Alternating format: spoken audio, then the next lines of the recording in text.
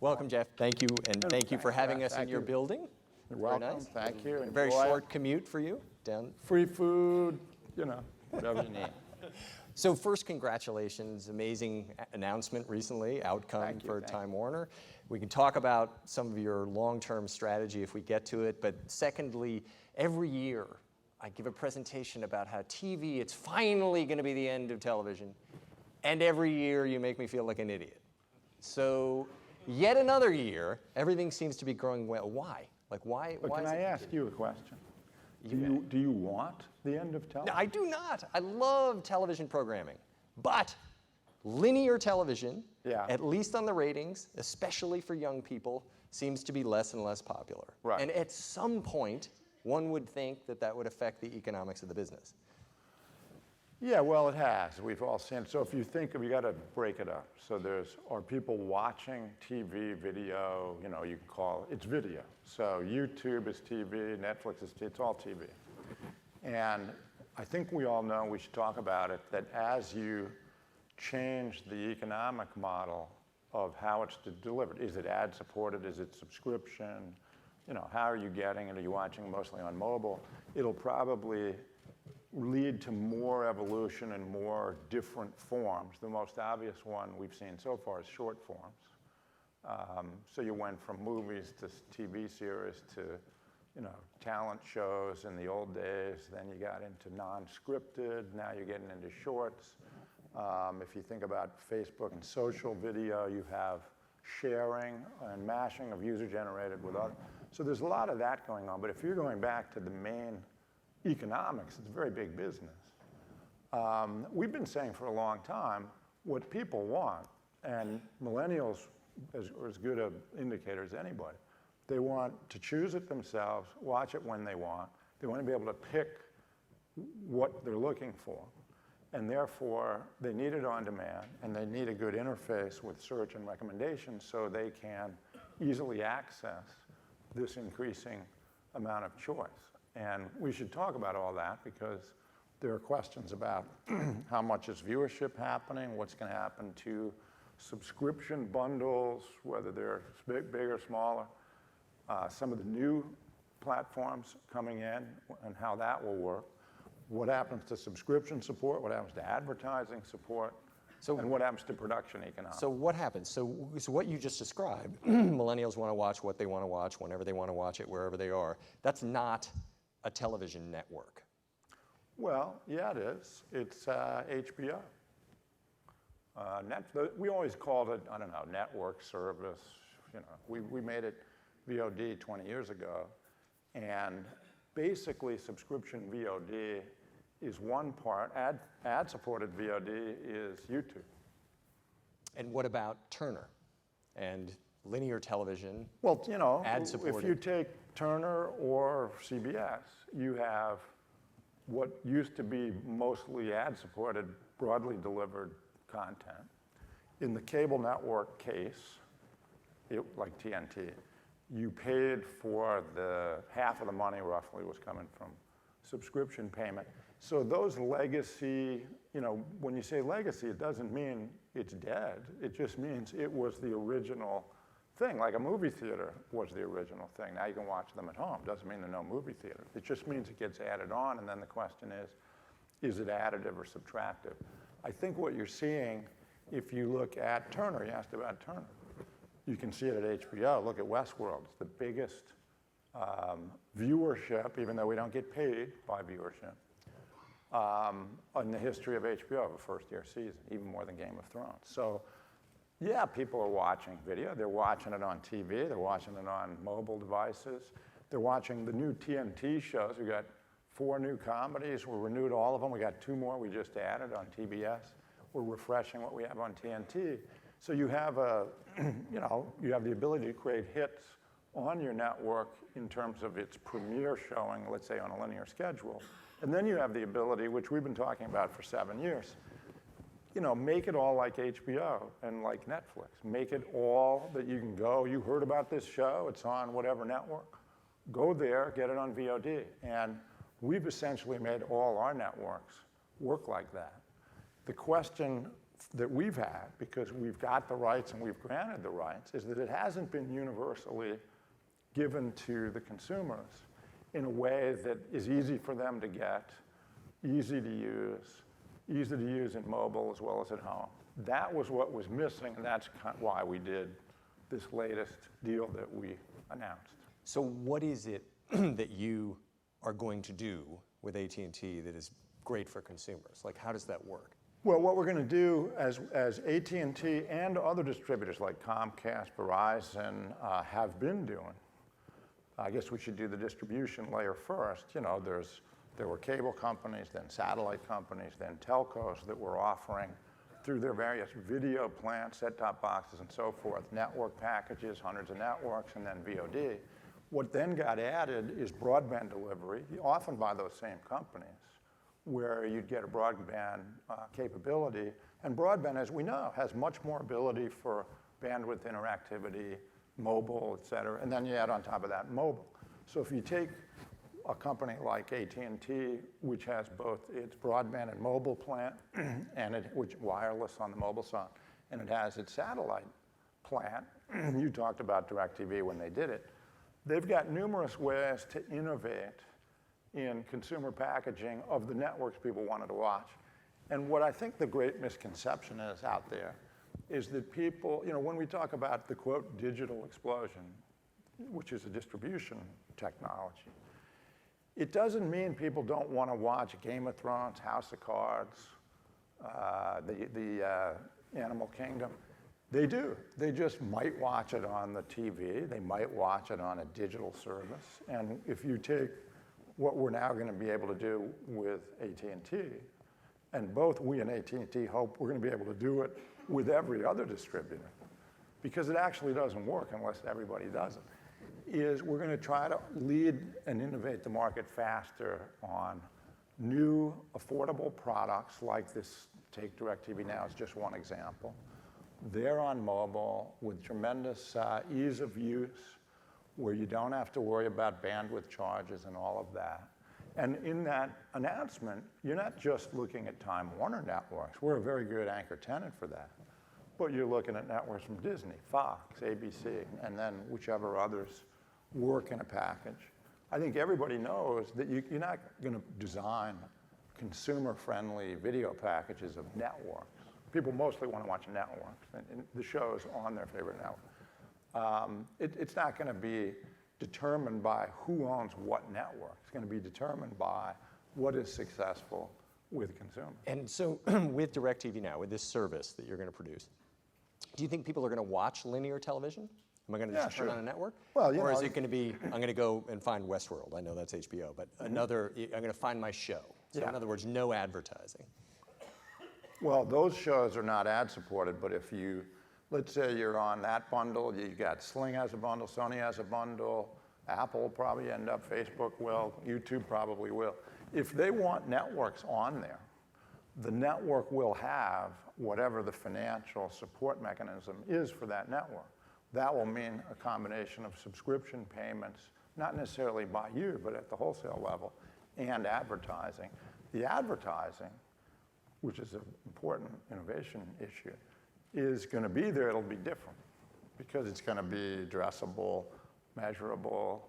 It's going to be reduced in ad load because you don't need it. Think of Hulu today as directionally where this will evolve. So fewer ads, but better targeted, so. Yeah. I mean, in a way, we always say this. Think about a magazine, you know. There are ads in there. Think of a Vanity Fair, Vogue. If you were offered, I'm using a fashion magazine because I think it's easy. If you were offered Vogue, Vanity Fair, InStyle, and you had two versions, one had the ads in the magazine, the other was without ads, you can just take it, same price. Which one would you take? You definitely take the one with the ads. So this idea, and why? Because they're not disruptive to you. If you want them, you can have them. If you don't, you don't. I'm not saying television, we've all gotten used to it when it was broadcast ad-only support. It was a bit interruptive, it was a roadblock. That doesn't have to go that way. And if there was less of it, it's a little more VOD and skippable or fast forwardable, and it's relevant to you.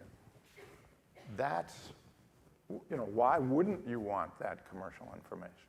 So you don't think people would pay more for no ads? Because Well, again, they will. Look, in TV, like they will pay more. And some of these models, you can look at Hulu has one where you pay more for no ad.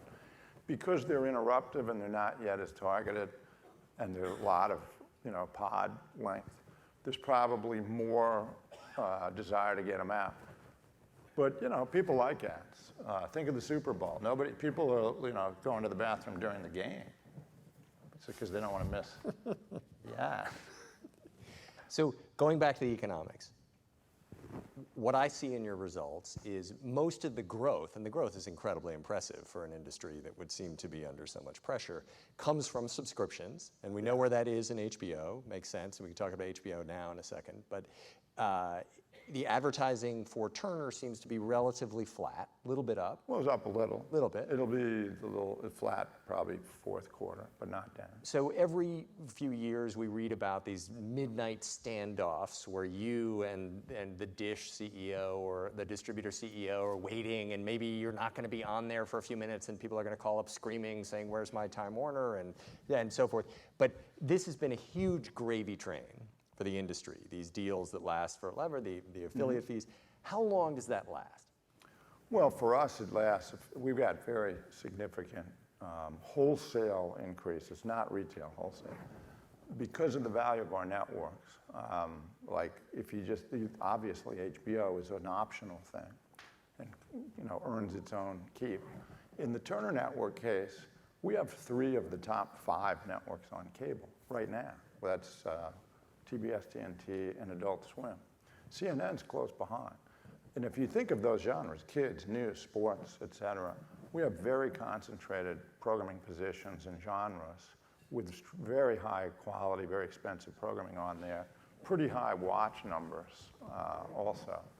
And so we're basically very desirable if you're trying as a consumer or to put together a package that you want.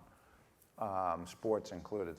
Most of our sports are championship end of season things in basketball and baseball. So that's why we think that our growth on the subscription fee side will continue, and as the industry comes up with more packages and different distribution options, like mobile, et cetera, OTT, broadband delivered, then the subscriber growth, you're going to see continued erosion, which we can all calibrate. We're trying to figure out, all of us, how fast and all that on the old linear side. But now you have more effective additional offerings, so you may see that leveling out. It could turn back to growth.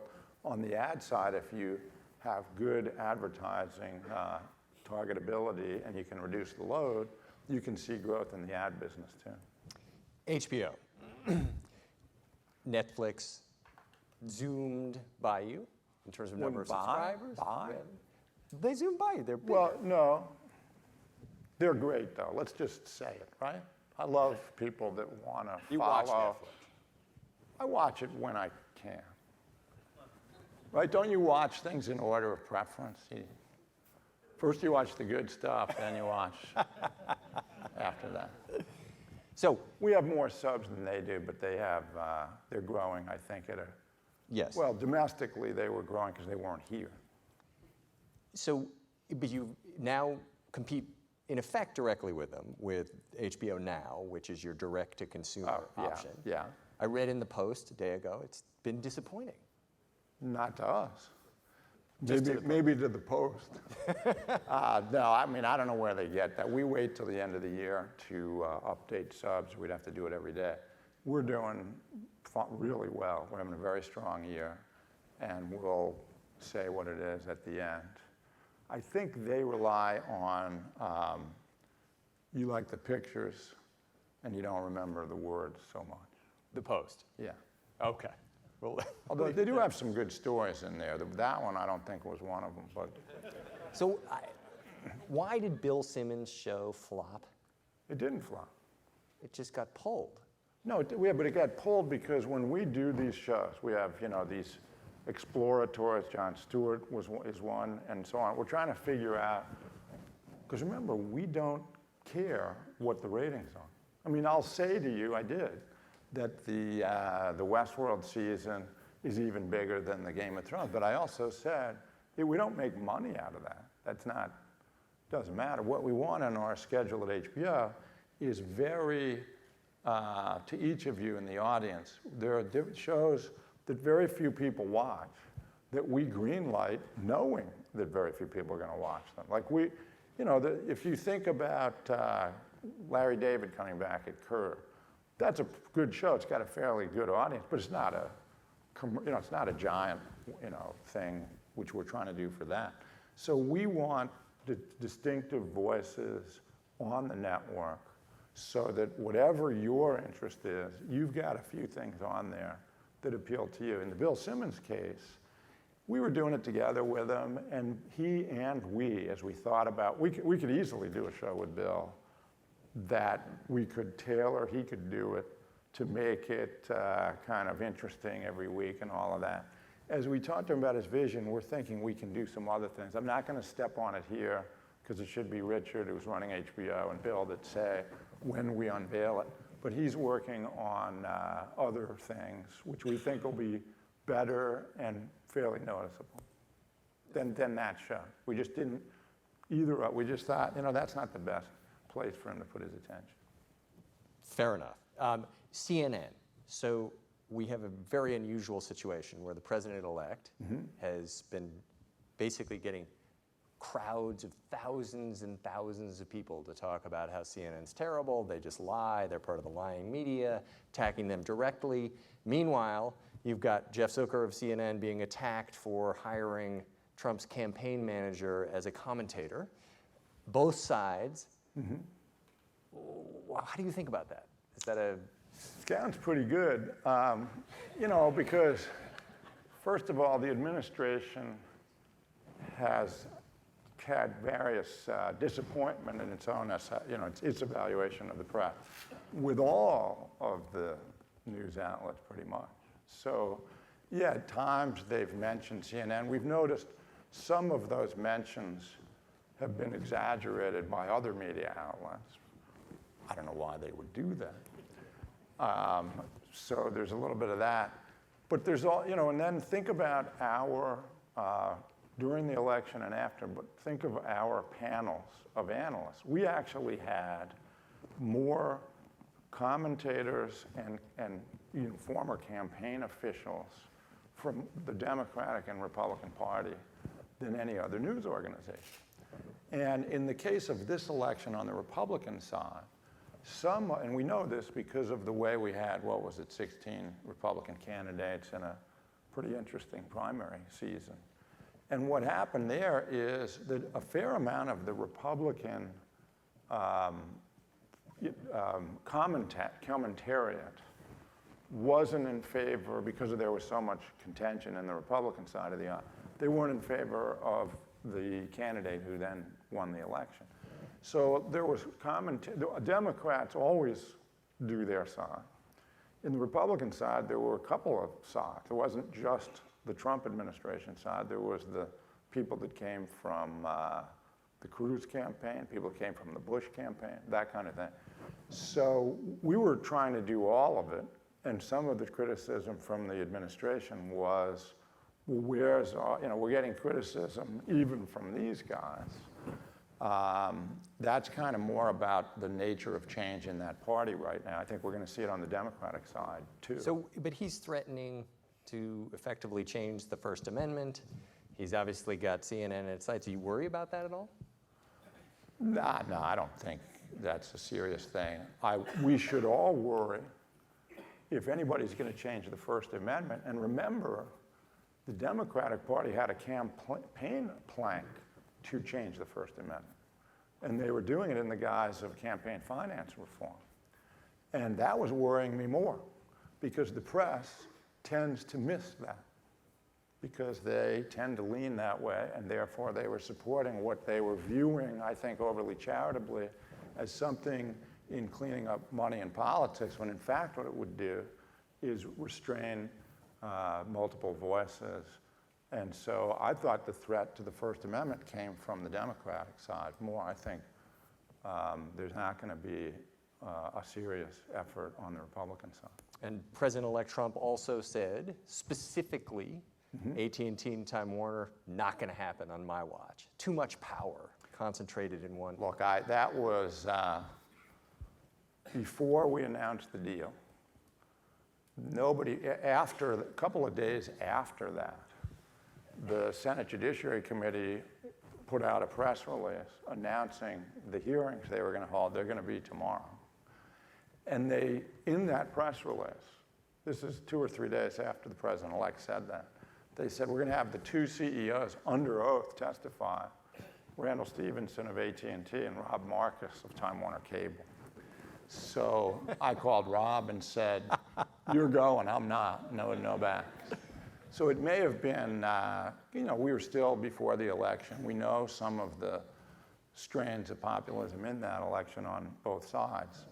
I'm not saying whether everybody thought it was a cable company merging with a phone company, very different competitive issue, but it isn't that. And I think as it becomes clear what we're doing, that it will be seen by everyone to be pro-competitive, pro-consumer, improve competition in advertising with the big digital companies that we know are getting the lion's share of advertising at Google and Facebook, and more competition in the subscriber choice, so competition that's effective between cable company offerings and mobile offerings and broadband and satellite offerings.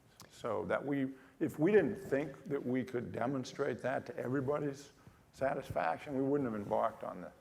So you've been through another big transformative merger like this before, and in fact, 4 of them. 4.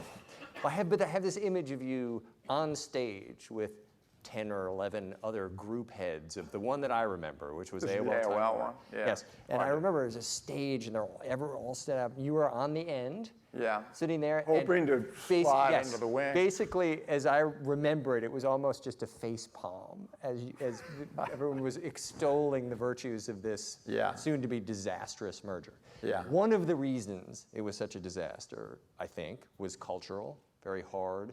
Right away, everyone looked at this and said, oh my goodness, AT&T Time Warner is just AOL Time Warner all over again. Yeah. I know doesn't make a big difference to you. No, it does, because I'll be there.